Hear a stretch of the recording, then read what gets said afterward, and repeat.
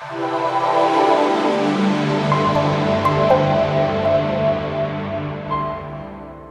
everyone, welcome back to my channel. It's Asiyah and this is Asiyah's Plant Life. So before we get started today, I just want to let you guys know that I'm not going to be doing my Wednesday wind down videos right now. At least for the next couple of months, I'm only going to be posting on Saturdays. So be sure to subscribe and turn the notification bell on so that you can be notified every Saturday at 7:45 p.m. Eastern time. All right, now that I've gotten that out of the way, let's go ahead and get into today's video. Today I have a little guest, Walnut. Say hey, Walnut. Okay, well, anyway, he's not too chatty today, but today I want to talk to you guys about winter plant care. Now, I know we're still a few weeks away from the winter solstice, and if you live in the South like I do, today it's about 70 degrees and it's a little cloudy. Plants don't quite know what to do with themselves, and I've noticed that some of my plants are suffering because they're not quite sure what to do with these seasonal changes. But a few weeks from now, we'll be into the full swing of winter, and I want to talk to you guys ahead of time about how I care for my winter plants. So stay tuned. Hey guys. So getting into my winter plant care routine, what I like to do is just take a look at the plants, look at the leaves, look for any areas that are browning or any leaves that have fallen off, like right here on this rubber plant. You see this one plant here has just yellowed and fallen off. I just kind of turn the plant around, look at it, see what new growth is there, check the leaves out to make sure there's no dust or bugs or anything like that that will affect the health of my plant. And then I also check the soil to check to see if it's damp and if it needs to be watered, because not all plants need to be watered at the same time. I also like to turn my plants so that every portion of the plant is getting adequate light. So about once a week or so, I will just rotate them all just to make sure that they're getting adequate light. And in this area right here, I do use supplemental lighting during the day, particularly on days when it's cloudy. Because of my patio overhang, we don't get as much light in this room as I'd like. So just giving this Philodendron here a twirl, and as you can see, a lot of these leaves are browning, which is fairly new in this late fall going into winter season.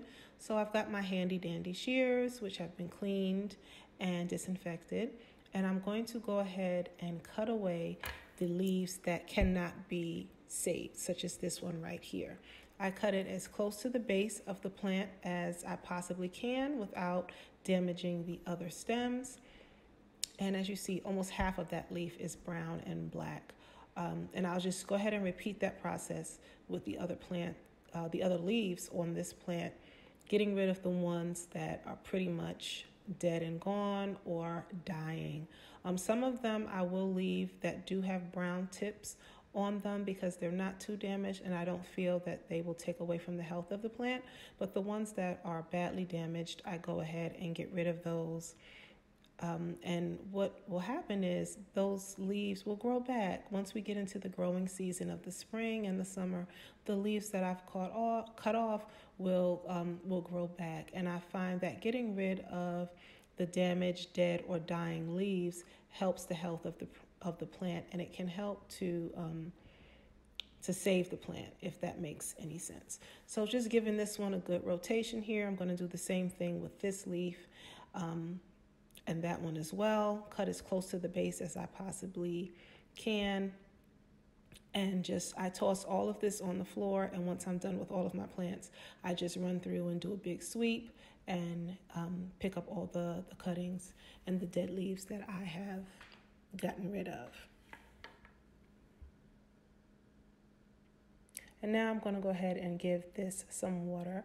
I use a few different watering cans when I'm doing my plant care because I like to use whatever watering can works best for that plant. And this pink one allows me to have a controlled pour.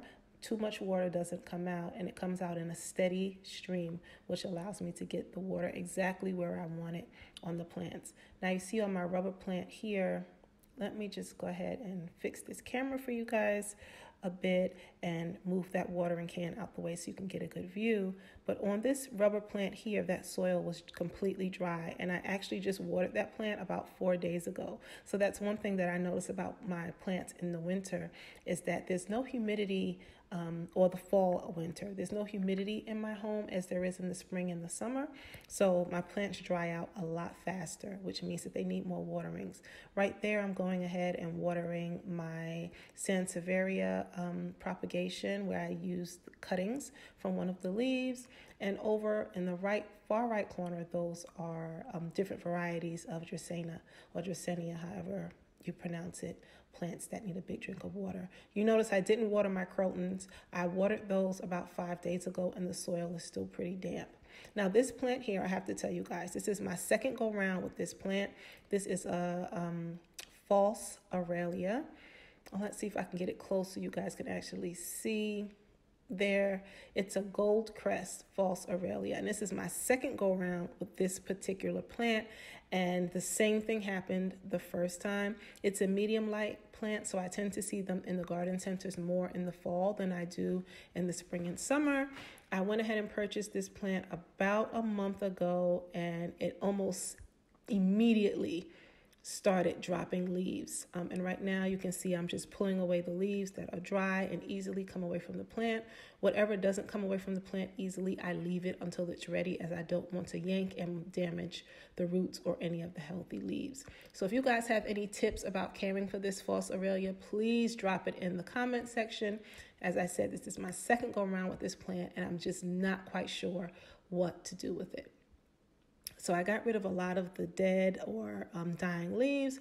I'm going to place it back by that window. And then it's time to move on to the next set of plant.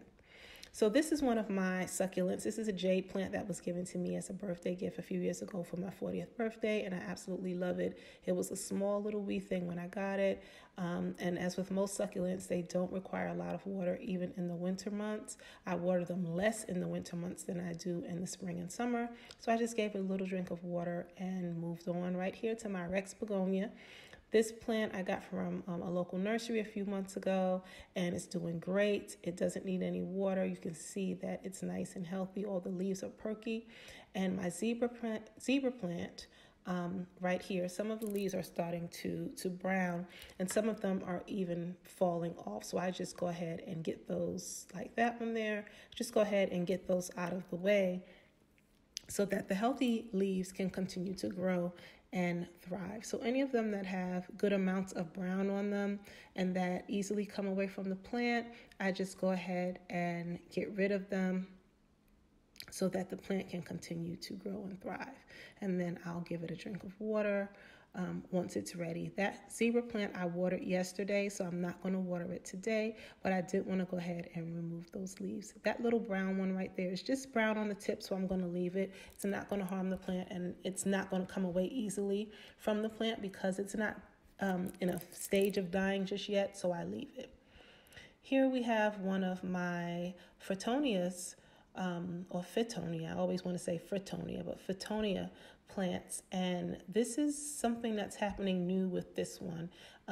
The tips of the leaves are starting to just brown ever so slightly as the seasons have changed. And as I mentioned earlier in my video, it's November 30th here, so we're right on the cusp of winter, and it's 72 degrees, so my plants are a little confused. They don't really know what to do. All right, guys, so I'm using my other watering can here. This big plant that you see here, this plant that I'm touching now, that is a Congo rojo, otherwise known as a red Congo. That's another variety of a philodendron.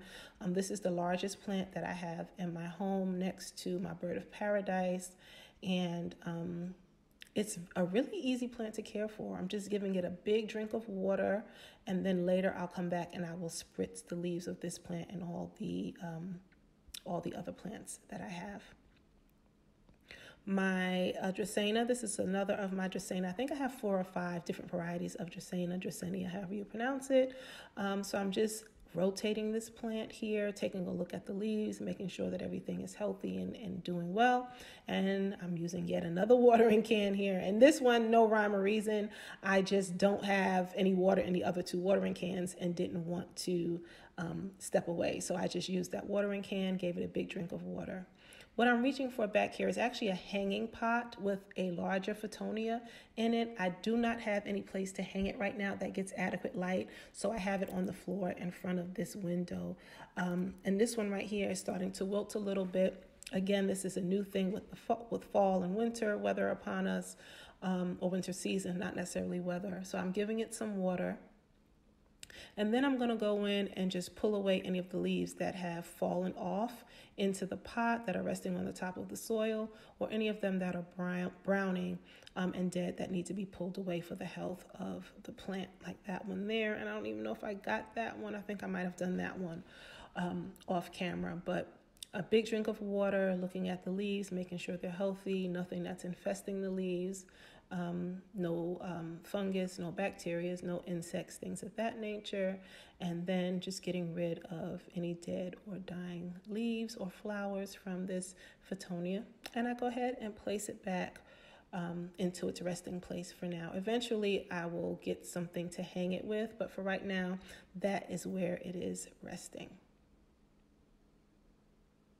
I'm going to come in now and just start spritzing all of my plants. This is room temperature water, the same water that I water all of my plants with, which for me is well water.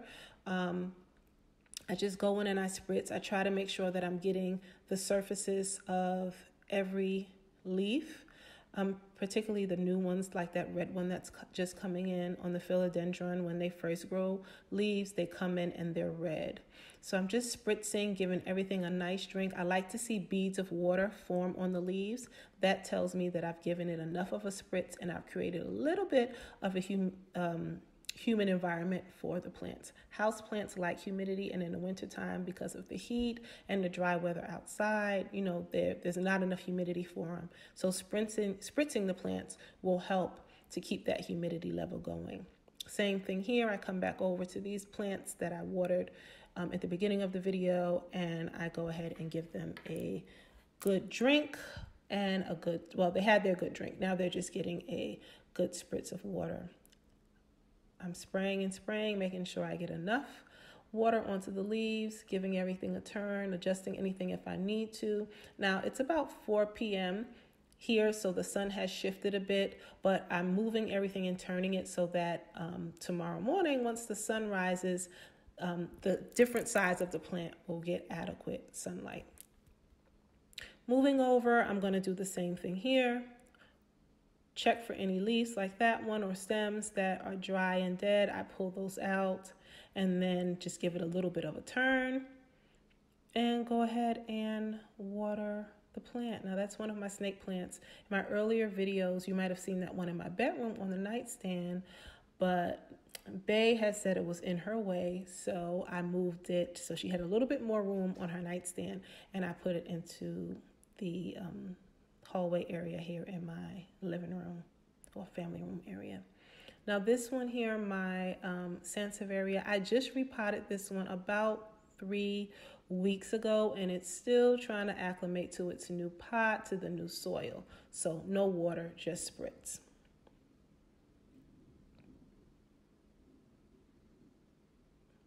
Heading over to the ones on the far wall, I have my bird of paradise there, and then I also have a pothos. That is a golden pothos, and I'm doing the same thing. So as you see, guys, my winter plant care routine is the same for all of my plants. I check to make sure that the leaves are healthy. Anything that's dead or dying, I go ahead and pull it off if it comes off easily, or clip it away if it's a larger plant that I can't just pull away easily. I check the soil, make sure that the plant is okay. And then once I'm done doing that, I give it a turn so that every part of the plant is getting adequate sunlight. Now this window here and this side of my house gets afternoon light, which is why I have these plants here, because they do well in lower light situations, I should say, or settings. I'm spritzing, making sure that all of those leaves are getting beads of beads of water forming on them. And then I'm going over to the last plant here in my front room. This one's by my fireplace, and this is my fiddle leaf fig, Fiona. Fiona and I have a love-hate relationship. I absolutely love this plant, but I hate how finicky she is. I'm always pulling off leaves, or she drops leaves quite often. So I'm just going through here. These leaves are so big, they tend to gather and collect dust. So I'm just going through to make sure that there's no dust forming on the leaves. And then I give it a big drink of water. This plant is in a 14-inch pot, so that whole watering can, with the exception of about 2 inches, went into that soil in that pot. And same with all my other plants, giving it a big drink of water through the spritzing and watering, making sure all the surfaces and every leaf is getting adequate amounts of water. I'm just reaching in and turning around here, using all of my limbs, because hey, that's what we got to do sometimes as plant parents, right? We got to throw those feet in there and do what we got to do. Now, my fiddle leaf fig loves to have the stem wet, so I make sure that I spritz the stem and keep the humidity levels up around this fiddle leaf fig. So yeah, guys, so that's it. That's my winter plant care routine. I go in, I do what I have to do, and I make it happen. I want to thank you guys for watching, and I'll see you in my next video. Peace.